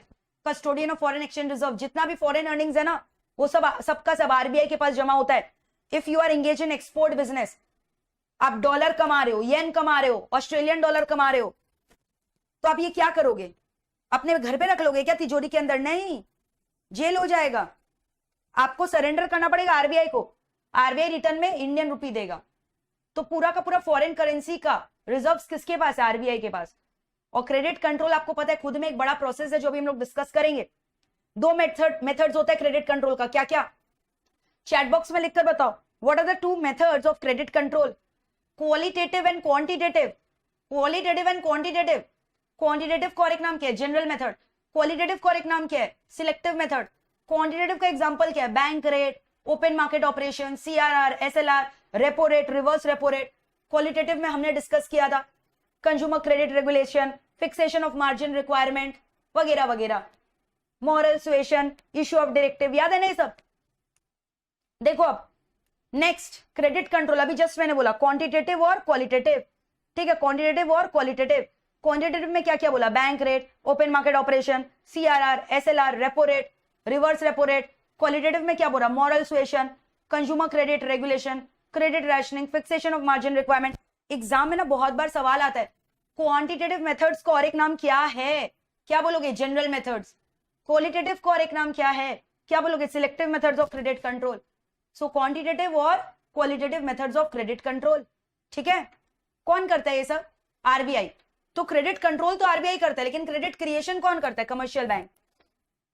आइए अब discuss करेंगे मॉनेटरी पॉलिसी के बारे में। Bank rate, CRR, SLR, open market operation, repo rate, reverse repo rate. Bank rate क्या होता है, it is the rate at which RBI gives loan to commercial bank, या बोल लो it is the rate at which RBI rediscounts the bills of exchange of commercial bank, ठीक है, उसको हम लोग बोलते हैं बैंक रेट। ये आप साधारण भाषा में समझो तो हम लोग जिस रेट पे बैंक से लोन लेते हैं ना उसको बोलते हैं बैंक रेट। तो आप खुद सोचो ना, अगर इन्फ्लेशन चल रहा है यानी महंगाई का दुनिया, सबके हाथ में बहुत रुपया है, तो उस समय आरबीआई क्या चाह रहा है कि लोगों के हाथ में रुपया कम बचे, लोग कम लोन ले। तो कम लोन लेने के लिए वो क्या करता है, बोलता है बैंक रेट बढ़ा दो। कमर्शियल बैंक को इंस्ट्रक्शन देगा, भाई तुम बैंक रेट बढ़ा। क्यों बैंक रेट बढ़ा, ताकि लोग जो है ना कम लोन लेने आए, क्रेडिट कंट्रोल हो इकोनॉमी में। लोग अगर लोन कम लेंगे तो उससे क्या फायदा होगा, हाथ में रुपया नहीं रहेगा, इन्वेस्टमेंट कम करेंगे, इन्वेस्टमेंट कम होगा, परचेसिंग पावर कम होगा, so automatically the price level is going to get checked. लेकिन अगर रिसेशन है, लोग ऑलरेडी डिप्रेस हो चुके हैं, कोई डिमांड नहीं कर रहा है, कोई सप्लाई नहीं कर रहा है, तो जानबूझकर आरबीआई बैंक रेट को गिरा देता है ताकि लोग को एक इंसेंटिव मिले, वो लोग ज्यादा लोन ले। अगर ज्यादा लोन लेंगे वो लोग तो परचेसिंग पावर बढ़ेगा, डिमांड बढ़ेगा, सप्लाई बढ़ेगा। तो अगर इन्फ्लेशन या रिसेशन हो, दोनों के सिचुएशन को कंट्रोल करने के लिए या तो बैंक रेट बढ़ा दिया जाता है या घटा दिया जाता है। बैंक रेट इन्फ्लेशन में बढ़ाते हैं, रिसेशन में गिराते हैं। So that is all about bank rate. What about CRR and SLR. CRR का फुल फॉर्म क्या है, cash reserve ratio. SLR statutory liquidity ratio. CRR क्या होता है, portion of the primary deposit, जो कि कौन रखता है, जो कि कमर्शियल बैंक को आरबीआई के पास रखवाना पड़ता है, उसको बोलते हैं सीआरआर। और जो खुद के पास रखता है, जो लोन में नहीं देता, कौन खुद के पास रखता है, commercial bank, in the form of liquid asset, cash, gold, approved government security, उसको क्या बोलते हैं, एसएलआर। तो इन्फ्लेशन में दोनों रेट बढ़ जाएगा, रिसेशन में दोनों रेट गिर जाएगा, है ना। Similarly open market operation, RBI क्या करेगा, इन्फ्लेशन में सिक्योरिटी बेच देगा ताकि कमर्शियल बैंक के हाथ से लिक्विड कैश छीन ले, और उसके हाथ में सिक्योरिटी आ गया। अब कमर्शियल बैंक लोन में क्या सिक्योरिटी देगा, नहीं दे सकता ना तो लोन कम देगा तो इन्फ्लेशन कंट्रोल। रिसेशन में आरबीआई अपना सिक्योरिटी वापस से बाईबैक कर लेगा। आरबीआई किससे सिक्योरिटी बाईबैक करे, कमर्शियल बैंक से। सिक्योरिटी खरीद रहा है तो रिटर्न में कैश दे रहा है, कैश दे रहा है तो उसके हाथ में रुपया आ रहा है, रुपया आ रहा है तो वो लोन दे रहा है कॉमन पब्लिक को, तो उससे इन्फ्लेशन और रिसेशन का सिचुएशन कंट्रोल हो रहा है। क्लियर है। तो ये हो गया सीआरआर और एसएलआर का पॉलिसी। सीआरआर और क्या चीज का पॉलिसी बताओ, एसएलआर का। कोई दिक्कत है, सीआरआर एसएलआर क्लियर है। तो इन्फ्लेशन में सीआरआर और एसएलआर के रेट को बढ़ा दो, रिसेशन में सीआरआर और एसएलआर के रेट को गिरा दो। क्लियर है। रेपो रेट क्या होता है, repo rate is the rate at विच, क्या हो रहा है बताओ, कौन किससे लोन ले रहा है, अगेन कमर्शियल बैंक आरबीआई से लोन ले रहा है, और रिवर्स में उल्टा हो रहा है, बड़ा आदमी छोटा आदमी से लोन ले रहा है, आरबीआई कमर्शियल बैंक से लोन ले रहा है, उसको बोलते हैं reverse repo rate. Bank rate भी तो वही हुआ। अरे बैंक रेट जो होता है ना वो लॉन्ग टर्म लोन के लिए होता है, रेपो रेट और reverse repo rate short term loan के लिए होता है, मैक्सिमम अप टू 14 डेज। वो हो गया मेरा रेपो और reverse repo rate. But bank rate is applicable for the long term loan, but repo rate reverse repo rate applicable for short term loan, maximum 14 days का।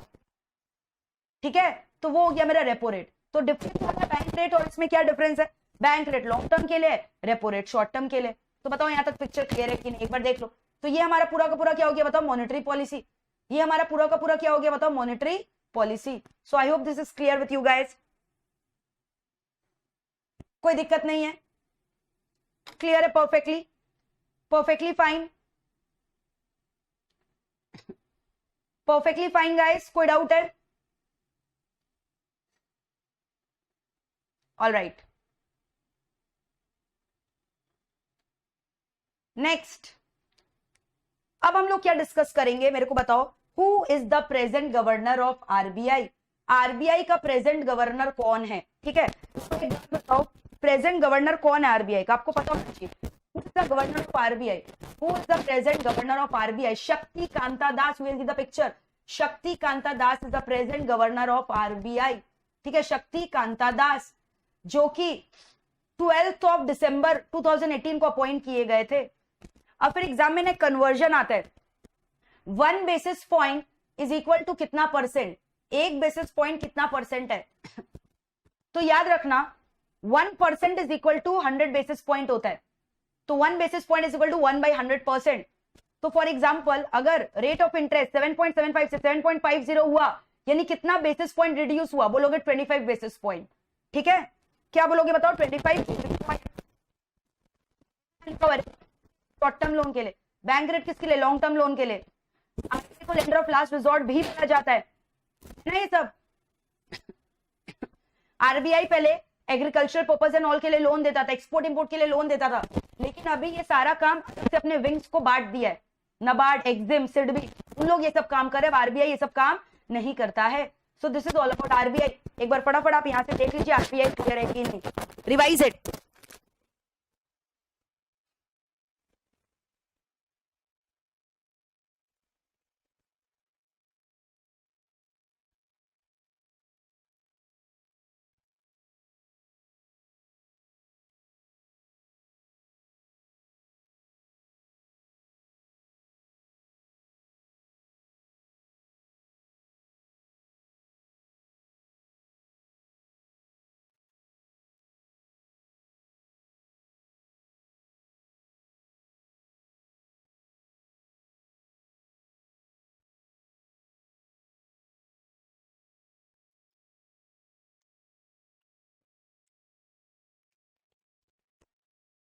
Clear है? कोई doubt है यहां तक? बताओ, चैट बॉक्स में लिखकर बताओ कोई डाउट है तो। Very quickly please inform me on the chat box whether you are facing any doubt और एवरीथिंग इज क्लियर। क्लियर है? कोई डाउट नहीं है? आगे चल सकते हैं अब हम लोग। पूरा पिक्चर क्लियर है? Everything is clear? Okay, everything is clear. आ जाओ, अब हम लोग पता है क्या डिस्कस करने वाले हैं नेक्स्ट? सेबी के बारे में। सेबी कौन है? पूरा का पूरा मनी मार्केट को रेगुलेट करके रखता है। It is the watch dog of the stock market. हाँ, सेबी 3 जन का इंटरेस्ट को देखता है। बताओगे मुझे कौन कौन? एक कंपनी जो सिक्योरिटी इशू करता है, एक इन्वेस्टर जो सिक्योरिटी खरीदता है, और एक जो बीच का ट्रांजैक्शंस करवाता है जिसको हम लोग ब्रोकर्स बोलते हैं। सो सेबी, जिसका फुल फॉर्म है securities exchange board of India, is basically looking after the interest of the 3 people. Who are those 3 people? अभी जस्ट नाउ मैंने आपको बोला वो 3 आदमी कौन है, 3 व्यक्ति कौन है? बताओ वो 3 व्यक्ति कौन है? एक हो गया कंपनी, एक हो गया खुद जो सिक्योरिटी खरीद रहा है, और एक कौन हो गया मुझे बताओ? ब्रोकर। ब्रोकर कौन होता है? जो ट्रांजैक्शन करवाने में हेल्प करता है। अब सेबी से रिलेटेड एक अमेंडमेंट आया है, हम लोगों ने याद है सेबी का चेयरमैन अजय त्यागी पड़ा था, बट अभी ऑफ लेट February 28, 2022 में a new chairman of SEBI has been appointed. Ajay Tyagi का रिटायरमेंट हो चुका है। माधवी पुरी बच, ठीक है, याद रहेगा, माधवी पुरी बुच बोलो या Buch, whatever, she is a lady, she has been appointed as a new chairman of SEBI. इसके पहले वो सेबी में ही काम करती थी as a whole time member, उनको अभी चेयरमैन बना दिया गया है। याद रहेगा, Madhavi, MADHABI, Madhavi Puri, PURI BACH, बच, याद रहेगा, Madhabi Puri Buch, she has been appointed as a new chairman of SEBI. Clear है? तो हम लोगों ने अजय त्यागी पढ़ा था तब जब अमेंडमेंट नहीं आया था, बट अभी अमेंडमेंट आ गया ना, नया चेयरमैन आ गया, तो आपको नाम पता होना चाहिए। मान लो एग्जाम में आ गया तो you are fully prepared with that. Clear है? ऑल्दो आपके मैट में नहीं दिया है, मैट में कैसे देगा? मैट तो पुराने एडिशन दे रखा है, ये तो नया चीज आया है। ठीक है, अब कुछ बच्चे बोल रहे थे स्टार्टअप कंपनीज का ब्रीफ लिखा हुआ इंट्रोड्यूस किया है, तो वो तो मैंने पढ़ाया ना चैप्टर 3 में, एक पैराग्राफ था, उससे ज्यादा डिटेल में मैंने पढ़ाया। ये सब जो फ्लिपकार्ट कंपनी है, जोमेटो है, ओयो रूम है, ये तो स्टार्टअप कंपनी है। फिर मैंने पूरा stand Up India, startup India, skill India सबके बारे में पढ़ाया था आपको। यूट्यूब लाइव में भी है लेक्चर, और प्लस उसके बाद जो मैंने आपको चैप्टर 3 पढ़ाया था उसका अलग से एक क्लास भी लिया था। तो एक पैराग्राफ का टॉपिक है, उसके लिए बच्चों ने हाय तौबा मचा रखा है कि अरे मैम ने ये कराया नहीं। अरे कराया तो कितनी बार हो, उसमें कुछ है ही नहीं, तो मैं क्या कराऊं ज्यादा। एक पैराग्राफ है जो ऑलरेडी हम लोगों ने डिस्कस कर चुका है। So I hope you guys know about that, है ना? याद रहेगा? क्लियर है ना? यस, चलो, तो अब हम लोग डिस्कस करेंगे पूरा सेबी के बारे में डिटेल में। तो अब ध्यान से सुनना, सेबी का हेड ऑफिस कहां पे? मैं मुंबई में है। सेबी कब एस्टैब्लिश हुआ था? 1988, ठीक है। सेबी एक्ट कब पास हुआ था? 1992। SEBI was established in the year 1988। SEBI as a act was passed in the year 1992। SEBI का पुराना नाम securities exchange board of India नहीं था, पता है क्या था? CCI, controller of capital issue. तो ये सब एग्जाम में क्वेश्चन आता है, पूरा मैं एग्जाम ओरिएंटेड पढ़ा रही हूं। सेबी का प्रेडिसेसर कौन था? सेबी का पुराना नाम क्या था? क्या बोलोगे? CCI, controller of capital issue. अभी उसको हटके क्या हो गया? सेबी। सेबी का हेड ऑफिस कहां पे? Bandra Kurla complex in Mumbai. Where is the head office of SEBI situated? Bandra, याद रहेगा। इसके अलावा सेबी का रीजनल ऑफिसेज भी है, north east, south west, new Delhi, Kolkata, Chennai, Ahmedabad respectively. तो आपको समझ में आ रहा है? ईस्टर्न ऑफिस कहां होगा? कोलकाता। नॉर्दर्न ऑफिस कहां होगा? New Delhi. South office Chennai में, वेस्टर्न ऑफिस अहमदाबाद में। क्लियर है? तो सेबी एक्ट अगर पूछेगा कब पास हुआ? 1992। सेबी एस्टैब्लिश कब हुआ? 1988। सेबी का प्रेडिसेसर कौन था? CCI, controller of capital issue. SEBI का हेड ऑफिस कहां पे? Bandra Kurla complex in Mumbai. और ये सब हो गए सेबी के रीजनल ऑफिसेस। ठीक है, अब हम लोग डिस्कस करेंगे सेबी का कॉम्पोजिशन। सेबी के अंदर कौन कौन बैठता है? एक चेयरमैन है, वन चेयरपर्सन, जिसका नाम अभी आप लोगों ने किया, अभी मैंने बताया ना, who is the present chairman of SEBI, she is a lady. ठीक है, पहले अजय त्यागी थे, बट अभी वो क्या है? हट गए हैं। और उनकी जगह कौन आ गया बताओ? सेबी का न्यू चेयरमैन माधवी पुरी बुच। ठीक है, अब इसके अंदर एक चेयरमैन होता है, वो तो हम लोगों ने डिस्कस कर लिया, जिसको सेंट्रल गवर्नमेंट अपॉइंट करता है। इसके अलावा दो और मेंबर होते हैं from ministry of central government, जिनका स्पेशलाइजेशन होता है फाइनेंस और एडमिनिस्ट्रेशन में। फिर आरबीआई से, ये क्वेश्चन ना कितनी बार आ गया मैं क्या बताऊं, पूछता है आरबीआई से कितने मेंबर नॉमिनेट हुए? बोलोगे एक। आरबीआई से एक मेंबर नॉमिनेट हुए एंड 5 अदर मेंबर, जिसमें से at least 3 member should be whole time member. ठीक है, 5 और मेंबर, जिसमें 3 मेंबर और क्या होना चाहिए? Whole time member. And they shall be the person of ability, integrity, standing in the field of security, market, law, finance, accountancy, economics, administration etcetera.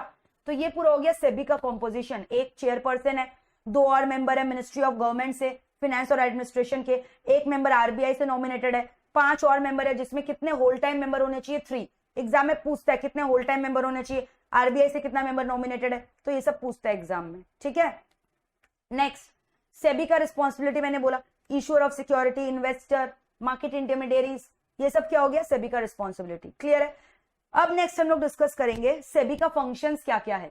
Quasi legislative, quasi executive, quasi judicial, ये भी बहुत बार आता है। What are the 3 functions of SEBI? तो याद रखना है, quasi legislative, quasi executive, quasi judicial. Quasi legislative का मतलब क्या हुआ? रूल्स रेगुलेशंस बनाना, that is called quasi legislative. Quasi executive क्या होता है? एनफोर्समेंट एक्शन कंडक्ट करना। जुडिशियल मतलब क्या होता है? जजमेंट सुनाना, प्रोनाउंसमेंट सुनाना, रूलिंग सुनाना। So these are the function of SEBI, quasi legislative, quasi executive, quasi judicial. So these are the function of SEBI. इसके अलावा सेबी का पावर्स क्या क्या है? जितने भी स्टॉक एक्सचेंज है उनका रूल्स बनाना, बाईलॉज बनाना, सब सेबी के हाथ में है। उनको बोलना कि अपना बुक्स ऑफ अकाउंट आकर दिखाने, सब सेबी के हाथ में। ब्रोकर का रजिस्ट्रेशन, डीरजिस्ट्रेशन करना, सब सेबी कर सकता है। So to approve the laws of the stock exchanges, to require the stock exchange to amend their laws, books of account को इंस्पेक्ट करना। ठीक है, books account of brokers, financial intermediate को इंस्पेक्ट करना। Clear? To compel certain companies to list their shares in 1 और मोर stock exchanges. Clear है? तो ये सब क्या हो गया? सेबी का पावर। Very easy. अब नेक्स्ट, ये हम लोगों ने डिस्कस किया था कि अगर आप सेबी से अग्रीव्ड हो, मान लो कि कोई इनसाइडर ट्रेडिंग नहीं किया, बट सेबी ने उस पर इल्जाम लगाया कि this particular person has been guilty of insider trading. मैंने बोला था इनसाइडर ट्रेडिंग क्या होता है। So if anyone is guilty of insider trading, SEBI को शक है, तो सेबी उसके अगेंस्ट पेनल्टी सुना दिया। अब वो आदमी बोल रहा है कि वो इनसाइडर ट्रेडिंग नहीं किया, इज अग्रीव, सेबी ने जो ऑर्डर पास किया मेरे खिलाफ वो गलत है, तो वो बंदा सेबी के अगेंस्ट किसके पास जा सकता है? There is an appellate tribunal where you can file a first appeal against the order of SEBI. So first appeal against the order of SEBI always lies to SAT, securities appellate tribunal, and second appeal lies to supreme court. पहली बार आप खफा हुए हो, set के पास जाओगे, set ने मान लो आपको ऑर्डर कंफर्म कर दिया, तो आप वापस से खफा हो गए, तो सेकंड अपील लेकर कहां जा सकते हो? Supreme court. लेकिन ऐसा नहीं है कि आप सेबी से डायरेक्टली सुप्रीम कोर्ट में जाओगे, पहली बारी आपको सैट के पास ही जाना पड़ेगा, दूसरी बारी में आप सुप्रीम कोर्ट के पास जा सकते हो। जस्टिस जेपी देवाधर, मैंने बताया था ये ना ये सैट के अंदर कितने ट्राइब्यूनल होते हैं? 3 मेंबर ट्राइब्यूनल। ठीक है, ये पहले इसको हेड करते थे। क्लियर है? सो this is all about SEBI. तो बेसिकली सेबी एग्जाम में पूछता है किसके इंटरेस्ट को प्रोटेक्ट करता है? आप बोलोगे इन्वेस्टर। इंश्योर करता है कि जो भी शेयर मार्केट में ट्रांजैक्शंस हो रहे हैं, they are you know happening in a fair and transparent manner. Next, CCI. CCI का फुल फॉर्म क्या है? Competition commission of India. Competition act pass किया गया, क्यों पास किया गया? पहले मुझे चैट बॉक्स में ये लिखकर बताओ, कंपटीशन होना अच्छा है कि खराब है? कंपटीशन इज गुड और बैड? बोलोगे नहीं अच्छा है मैम, कंपटीशन अगर हो रहा है तो अच्छा है, कंज्यूमर्स का इंटरेस्ट सेफगार्डेड रहेगा। अगर कंपटीशन नहीं है, मोनोपोली क्रिएट हो गया, तो लोग आए दिन कस्टमर्स को महंगा सामान बेचेंगे, ओवर प्राइस चार्ज करेंगे। समझ में आ रहा है? तो थोड़ा बहुत कंपटीशन होना अच्छा है, it is good. Free and fair competition is healthy, इससे कस्टमर्स का इंटरेस्ट सेफगार्डेड होता है। तो कंपटीशन एक्ट 2002 में पास किया गया, फिर उसका अमेंडमेंट हुआ 2005 में, फिर 7 में, फिर 2009 में। कंपटीशन तो एक्ट का नाम है, लेकिन कंपटीशन एक्ट के अंदर उसको रेगुलेट कौन करता है? CCI. Act was passed in 2002 but CCI was established in 2003। Why ma'am, why? To prohibit all the kind of anti competitive practices. वो सारे प्रैक्टिसेस को प्रोहिबिट करता है, रोकता है, जो कंपटीशन को किल करता है। ठीक है? Regulation of combination, abuse of dominant position, ये सब चीजों को प्रोहिबिट करने के लिए इसको लाया गया। कंपटीशन होना हेल्दी है। अब आज रिलायंस जो एफबीबी का डील कर रहा था, क्यों इतना दिन से उसको टाइम लगा? डील तो कब पहले अनाउंस कर दिया था, आज से 1.5-2 साल पहले। उसको इतना टाइम क्यों लग गया परमिशन लेने में? क्योंकि कंपटीशन एक्ट उसके ऊपर हावी हो गया था। बोला नहीं, आप ये जो डील कर रहे हो इससे कंपटीशन खत्म होगा। बट धीरे धीरे पैसा वैसा खिला खुलू के वो अप्रूवल ले लिया, वो इंटरनेशनल कोर्ट तक चला गया and the deal has got finalised. तो आप देखे होंगे बिग बाजार का कितना जगह आउटलेट्स है वहां हट गया है और रिलायंस स्मार्ट लिख दिया गया, बिग बाजार हट गया क्योंकि वो एफबीबी का ही ब्रांड था। ठीक है? तो कंपटीशन होना सेहत के लिए अच्छा है कस्टमर्स के, उसे क्वालिटी गुड्स भी मिलेगा कस्टमर को और कॉम्पिटिटिव प्राइसेस भी मिलेगा। ठीक है? सो कंपटीशन एक्ट क्यों पास किया गया? To prohibit anti competitive practices. वो बड़े बड़े कंपनियां जो मर्जर कर रहे हैं, अमलगमेशन कर रहे हैं with the intention to kill competition from the market, उसको हटाने के लिए। तो competition can be of two types, direct या इनडायरेक्ट। डायरेक्ट क्या होता है? जहां पर दो बंदे कॉम्पीट कर रहे हैं because they are selling the same product. Classic example, Domino's and Pizza Hut, both are selling pizza, so they are directly competing with each other. Indirect competition, when they are not selling the same product but they are selling close substitute of one another. For example, McD और Domino's pizza, दोनों pizza नहीं बेच रहे, एक burger बेच रहा है, एक पिज्जा, लेकिन है तो कॉम्पिटिटर ही ना, but they are competing with their close substitute, उसको बोलते हैं इनडायरेक्ट कॉम्पिटिशन। देख लो एक बार। ठीक है? अब हम लोग डिस्कस करेंगे कि इसका बेनिफिट्स क्या है। एक बार देखो, अगर कंपटीशन होगा तो एफिशिएंसी बढ़ेगा, जो बेकार लोग हैं, जो अच्छा परफॉर्मेंस नहीं कर रहे, उन लोग हट जाएंगे, इनोवेशन आएगा, क्वालिटी इंप्रूव होगा, कॉस्ट कम होगा, अवेलेबिलिटी ऑफ गुड्स होगा, एटसेट्रा एटसेट्रा। मैंने बोला ना, कंपटीशन होने से क्या फायदा है? क्यों लोग एक दूसरे में कॉम्पीट करेंगे, फाइट करेंगे, बेटर क्वालिटी देना चाहेंगे कस्टमर्स को, प्राइस कम करके बेचना चाहेंगे। So these are the benefits of free and fair competition. Competition act, competition act कब पास हुआ? मैंने बोला 2002 में। आपको पता है कंपटीशन एक्ट के पहले कौन सा एक्ट था? MRTP act. तो एग्जाम में क्वेश्चन आता है कंपटीशन एक्ट ने किसको रिपील किया? एमआरटीपी एक्ट को। एमआरटीपी का full form monopolies and restrictive trade practices act. Monopolies and restrictive trade practices act वो हट गया with the passing of competition act. ठीक है? और competition commission of India establish किया गया 2003 में। कंपटीशन एक्ट को अमेंड किया गया। एक्ट का ऑब्जेक्टिव क्या है? ये पूरा लाइन मैंने मेरे बच्चों को क्लासेस में लर्न करवाया था। ये एक्ट क्या करता है? प्रोहिबिट यानी रोकता है उस सारे एग्रीमेंट को जो कंपटीशन को किल करने की कोशिश करते हैं। Abuse of dominant position, regulation of combination, कोई भी टाइप का मर्जर अमलगमेशन जो कॉज करे, likely to cause an appreciable adverse effect on competition in India. ठीक है? जिसकी वजह से बहुत ज्यादा नुकसान हो रहा है कंपटीशन को इंडिया के अंदर। इसका अब हम लोग कॉम्पोजिशन डिस्कस करेंगे। मैंने बोला act was passed in 2000 but competition commission of India कब एस्टैब्लिश हुआ? 2003 में। तो it is a body corporate having perpetual succession and a common seal. 1+6 याद है इसका कॉम्पोजिशन? मैंने बोला था 1+6, 1 चेयरपर्सन एंड 6 अदर मेंबर्स। ठीक है? ड्यूटी क्या है? कॉम्पिटिशन पे कोई भी अगर खराब नेगेटिव इंपैक्ट पड़ा उसको एलिमिनेट करना, promote and sustain competition, protect the interest of the consumer, ensure freedom of trade in the market, to prevent practices having adverse effect on competition. देख लो एक बार अच्छे से। So this is all about Competition Commission of India. Clear है कि नहीं? बताओ फटाफट।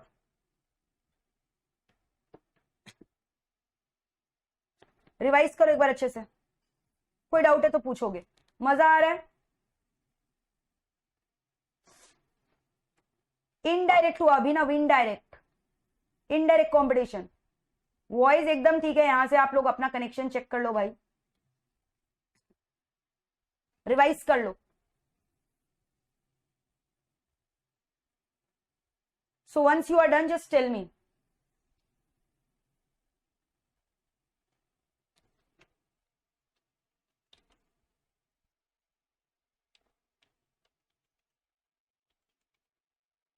कंपटीशन कमीशन ऑफ इंडिया का चेयरपर्सन का नाम भी मैंने बताया था, AK गुप्ता, याद रखना, Ashok Kumar Gupta. Who is the present chairperson of competition commission of India? क्या बोलोगे? AK गुप्ता, अशोक कुमार गुप्ता। ठीक है,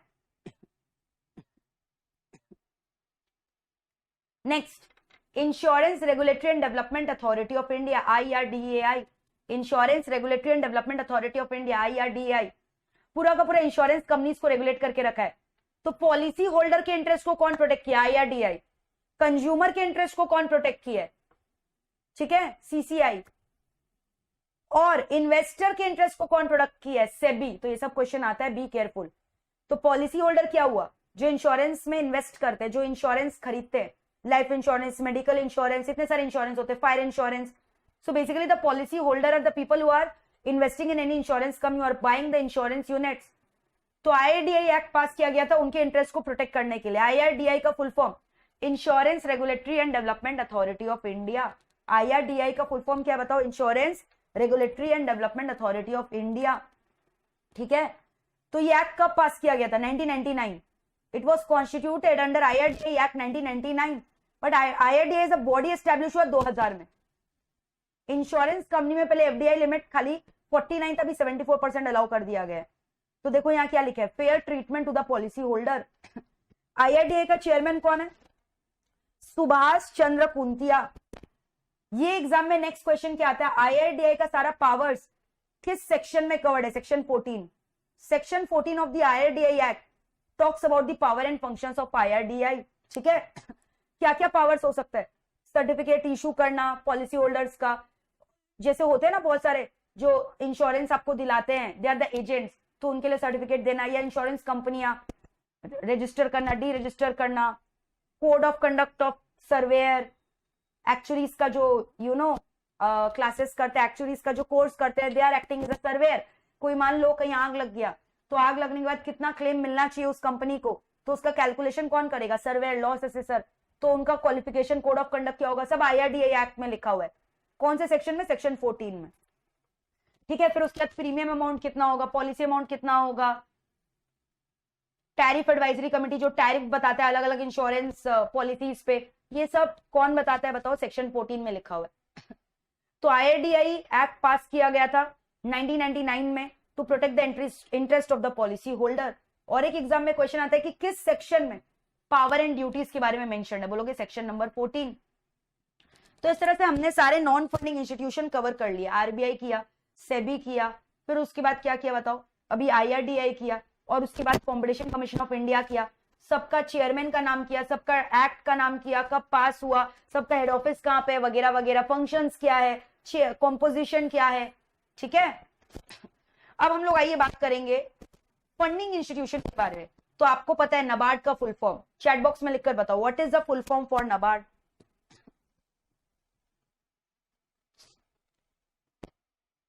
बताओ NABARD का फुल फॉर्म क्या है guys? I want the answer. What is the full form of NABARD?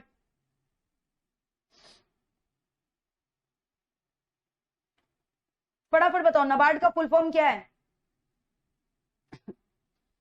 National bank for agriculture and rural development. National bank for agriculture and rural development, नाम में इसका फंक्शन लिखा है कि ये लोन किसके लिए दे रहा है? रूरल पर्पस के लिए, रूरल सेक्टर में, एग्रीकल्चरल पर्पस के लिए, एग्रीकल्चरल डेवलपमेंट के लिए। इसका हेड ऑफिस भी मुंबई में है। अच्छा, ये खाली डायरेक्टली फार्मर्स को मदद नहीं करता, ये बात बाकी जो छोटे मोटे बैंक्स एग्रीकल्चरल क्रेडिट दे रहे ना, उनको भी लोन देकर मदद करता है, like RRB, regional rural bank, SCB, state cooperative bank, इन लोग को भी लोन देता है। ठीक है, तो NABARD is active in developing financial inclusion policy and it is also the member of alliance for financial inclusion. तो NABARD is the apex bank, development bank in India, head office is in Mumbai. समझ में आ रहा है? Financial policy develop करने में help करता है। तो मैंने क्या क्या बोला? NABARD किसको देखता है? Regional rural bank, state cooperative bank, state cooperative agricultural rural credit bank, सबको रीफाइनेंस देता है। इसके अलावा लोन किसको इसको देता है? Village industry, cottage industry, small industry, देख रहे हो कॉटेज, स्मॉल, विलेज, ये सबको कौन दे रहा है लोन? नाबार्ड। और रीफाइनेंस यानी इन लोग को लोन दे रहा है, खुद के लिए नहीं, इन लोग रादर क्या दे रहे हैं? एग्रीकल्चर क्रेडिट के लिए लोन देते हैं।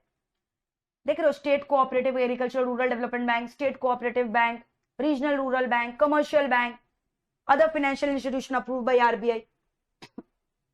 क्लियर है? तो NABARD is actually helping all of them, याद रखना ये सब। इसके अलावा NABARD is also famous for SHG bank linkage program, state self help group linkage program, जिसमें विमेन सोसाइटी होती है उनको भी हेल्प करता है। ठीक है, women society self help group programme को भी लोन देता है जहां विमेन लोग काम कर रही है। माइक्रो फाइनेंस यानी वही small scale agricultural rural purpose के लिए लोन देना। ये सब क्या चीज का फंक्शन है बताओ? नाबार्ड का। इसके अलावा natural resource management, tribal development, farm innovation, talent management, सब में नाबार्ड बहुत ज्यादा हेल्प करता है। ठीक है, एग्जाम में क्वेश्चन आता है ट्राइबल डेवलपमेंट में कौन हेल्प करता है? नाबार्ड। नेचुरल रिसोर्स में कौन हेल्प करता है? नाबार्ड। ठीक है, सेल्फ हेल्प ग्रुप में कौन हेल्प करता है? किसको लोन देता है? नाबार्ड। माइक्रो फाइनेंस यानी छोटे छोटे स्मॉल लोन देना गरीब लोग को, कौन हेल्प करता है? नाबार्ड। तो ये सब नाबार्ड का क्या बताओ फंक्शंस है। अब एक बात बताओ, डेवलपमेंटल बैंक भी तो एक टाइप का लोन दे रहा है और कमर्शियल बैंक भी लोन देता है, तो दोनों में डिफरेंस क्या है? डिफरेंस ये है कि डेवलपमेंटल बैंक लोन सिर्फ डेवलपमेंटल पर्पस के लिए दे रहा है और कोई भी पर्पस के लिए नहीं दे रहा है, कंजम्पशन लोन नहीं दे रहा है। बट कमर्शियल बैंक तो शादी ब्याह के लिए भी लोन देता है, कार लोन भी देता है, एजुकेशन लोन भी देता है, हर चीज के लिए लोन देता है। और कमर्शियल बैंक लोन देता कैसे है? आप लोग की एक्सेप्ट करके। So commercial bank is doing both, accepting deposit and lending loan, but developmental bank does not accept deposit. So that is why developmental bank is also called as purveyor of credit. क्या बोला जाता है? purveyor of credit. Commercial bank को purveyor of credit नहीं बोला जाता है। तो फिर डेवलपमेंटल बैंक लोन देता कैसे? जब वो पैसा लेता ही नहीं आपसे तो लोन किससे देता है? गवर्नमेंट एजेंसी से अपना पैसा विड्रॉ करता है। So they are drawing the resources from government and other promoting NGOs and agencies, so therefore they are also referred to as credit purveyor. तो एग्जाम में बहुत बार क्वेश्चन आता है क्रेडिट परवेयर किसको बोला जाता है? डेवलपमेंटल बैंक को। ठीक है, they do not accept public deposit, rather they accept deposit from government and other agencies. Commercial bank accept deposit savings from public. देख लो क्लियर है कि नहीं? So this is the difference between developmental bank and commercial bank. इसके अलावा मैंने याद है आपको बोला था ये जो फंडिंग इंस्टीट्यूशन है ना डेवलपमेंटल बैंक, पहले बहुत सारे थे, आईसीआईसीआई, आईडीबीआई, आईएफसीआई, ये सारे के सारे पहले डेवलपमेंटल बैंक थे जो लोन्स देते थे डेवलपमेंटल पर्पस के लिए। But all of them of late has got converted either into commercial bank और इनटू एनबीएफसी कंपनी। लाइक सबसे पहला डेवलपमेंटल बैंक इंडिया का जानते हो कौन था? IFCI, industrial finance corporation of India. लेकिन अभी ये नहीं है, अभी ये डेवलपमेंटल पर्पस के लिए लोन नहीं दे रहा, एनबीएफसी में कन्वर्ट हो गया, non banking financial company, profit motivated हो गया। वैसे आईसीआईसीआई बोलोगे मैम आईसीआईसीआई में तो हमारा बैंक अकाउंट है, सेविंग्स अकाउंट है, हाँ, क्योंकि वो अब कमर्शियल बैंक हो गया, प्राइवेट सेक्टर। पहले एक जमाना था वो वेलफेयर के लिए काम करता था, डेवलपमेंटल बैंक था, लेकिन अभी वो भी क्या बन गया? Private sector commercial bank. It is no longer a developmental bank. Same goes with IDBI, industrial developmental bank of India. तो देख रहे हो आईएफसीआई, आईसीआईसीआई, आईडीबीआई, ये तीनों के तीनों कौन थे बताओ? डेवलपमेंटल बैंक थे। आईएफसीआई 1948 में स्टैब्लिश हुआ था, आईसीआईसीआई 1955 में, आईडीबीआई 1964 में। But all of them had got converted either into NBFC और कमर्शियल बैंक। अभी सिर्फ आईएफसीआई बोल रहा है बचा, लेकिन वो भी किसमें कन्वर्ट हो गया? एनबीएफसी में। अभी जो फिलहाल बचा है जो कि एक कमर्शियल बैंक की तरह एक्ट कर रहा है, जो कि एक डेवलपमेंटल बैंक की तरह एक्ट कर रहा है, वो कौन है? नाबार्ड और SIDBI. SIDBI small industries development bank of India, जो स्मॉल स्केल इंडस्ट्रीज को लोन देता है। नाबार्ड मैंने फुल फॉर्म बता ही दिया, national bank for agriculture and rural development. Clear है? तो एग्जाम में आएगा आईएफसीआई क्या डेवलपमेंटल बैंक है? नहीं। आईसीआईसीआई नहीं, आईडीबीआई नहीं, ये लोग सब कन्वर्ट हो गए कमर्शियल बैंक में या एनबीएफसी में। आईएफसीआई कन्वर्ट हो गया किसमें? डेवलपमेंटल बैंक में। आईसीआई और आईएफसीआई कन्वर्ट हो गया किसमें बताओ? एनबीएफसी में। आईसीआईसीआई और आईडीबीआई किसमें कन्वर्ट हो गया? Commercial, private sector commercial bank में। तो अभी खाली कौन डेवलपमेंटल बैंक बचा है जो हमारे सिलेबस में है? नाबार्ड हमने डिस्कस किया, और सिडबी जो स्मॉल स्केल इंडस्ट्रीज वगैरह को लोन देता है। क्लियर है? फिर इसके बाद ये सब का definition first page of your mat में दिया हुआ है, इंस्टीट्यूट के मैट में। फ्रेट फॉरवर्डर कौन होता है? फ्रेट फॉरवर्डर कौन हो गया? बेसिकली जो गुड्स को हेल्प करे ट्रांसफर करने में, logistics, either from manufacturer to producer और from producer to customer, help कर रहा है, रोडवेज, शिपवेज, रेलवेज, कैसे भी। Company who is actually arranging for the shipment of the goods, है ना, एक जगह से दूसरी जगह गुड्स के ट्रांसफर करने में मदद कर रहा है, उसको हम लोग क्या बोलते हैं, फ्रेट फॉरवर्डर। इंक्यूबेटर कौन होता है, जैसे अभी इतना सारा स्टार्टअप कंपनीज देखे थे जो नए नए एंटरप्रेन्योर्स को सपोर्ट कर रहा है, या तो बोल रहा है कि हम लोग आपको ना फिनेंस देकर हेल्प करेंगे, इक्विटी में इन्वेस्ट करेंगे, या टेक्नोलॉजी देंगे, या आपको कुछ मैन पावर देंगे, या कुछ गाइडलाइंस देंगे, एक्सपर्टाइज देंगे अपना, तो ये सब इंक्यूबेटर हो गए जो यंग एंटरप्रेन्योर स्टार्टअप्स को सपोर्ट कर रहे हैं। वैसे कंसल्टेंट कौन होता है, जो कंसल्टेंसी सर्विसेज देता है, फॉरेन डेट ले, इक्विटी ले, short term long term loan किसमें इन्वेस्ट करे। मर्चेंडाइजर जो कपड़ा का धंधा करता है, आपको पता है, होलसेलर, रिटेलर, ठीक है, फैब्रिक्स एंड ऑल में डील करता है, that is called as merchandiser. तो बताओ क्लियर है कि नहीं, freight forwarder, business incubator, financial consultant, merchandiser, all these are called as point of contact, clear or not? देख लो एक बार अच्छे से, कोई डाउट है तो पूछो। क्लियर?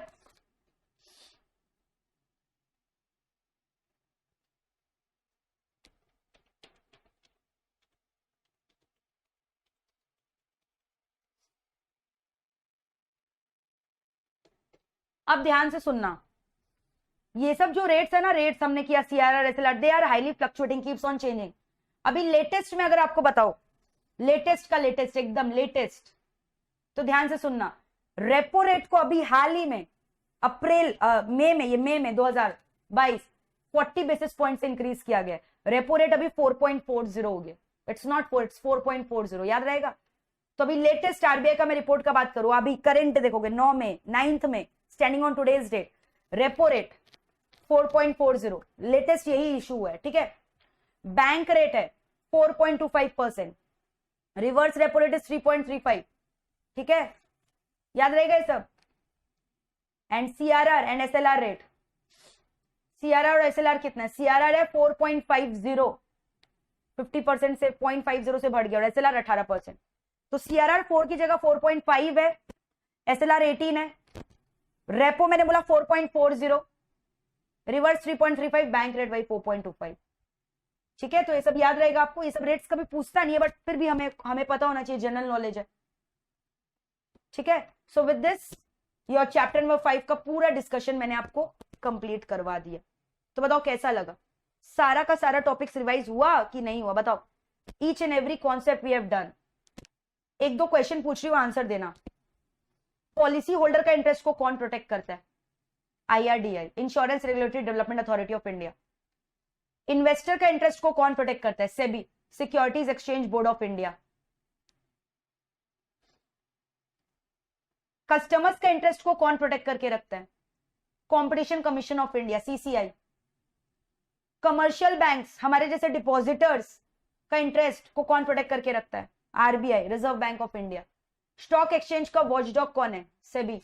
कैपिटल मार्केट को कौन रेगुलेट किया, सेबी। मनी मार्केट को कौन रेगुलेट किया, RBI। तो ये सब याद रखना, मनी मार्केट यानी कमर्शियल बैंक्स का बात हो रहा है, RBI उसको रेगुलेट करके रखा है। और कैपिटल मार्केट जहां शेयर्स एंड ऑल होता है, शेयर डिवेंचर ये सब का ट्रांजैक्शन होता है, डील होता है, उसको कौन रेगुलेट करके रखा है, SEBI, securities exchange board of India. SEBI, RBI, NABARD, ये सभी का हेड ऑफिस कहां पे, Mumbai, central head office is in Mumbai. RBI का पहले हेड ऑफिस कलकत्ता में था, 1937 में शिफ्ट हुआ। बहुत बार एग्जाम में आता है, RBI कब नेशनलाइज हुआ, प्राइवेटाइज हुआ, आप बोलोगे 1949। CCI का कॉम्पोजिशन 1+6। तो बताओ ये सब क्लियर है कि नहीं दोस्तों, ये सब क्लियर है। तो दैट्स इट। अगर आज का सेशन अच्छा लगा तो पक्का से कमेंट में कमेंट करके बताना कैसा लगा, कि ये सबसे कॉन्फिडेंस बूस्ट अप हो रहा है कि नहीं। खाली इतना ही मुझे बताना कि हमें कॉन्फिडेंस आ रहा है कि नहीं। मैम, ये जो डेली हम लोग 1-1 घंटा का सेशन ले रहे हैं, इससे कॉन्फिडेंस बूस्ट अप हो रहा है कि नहीं, पक्का से चैट बॉक्स में मुझे आप बताओगे, ठीक है। तो आज का सेशन यहीं तक रखते हैं।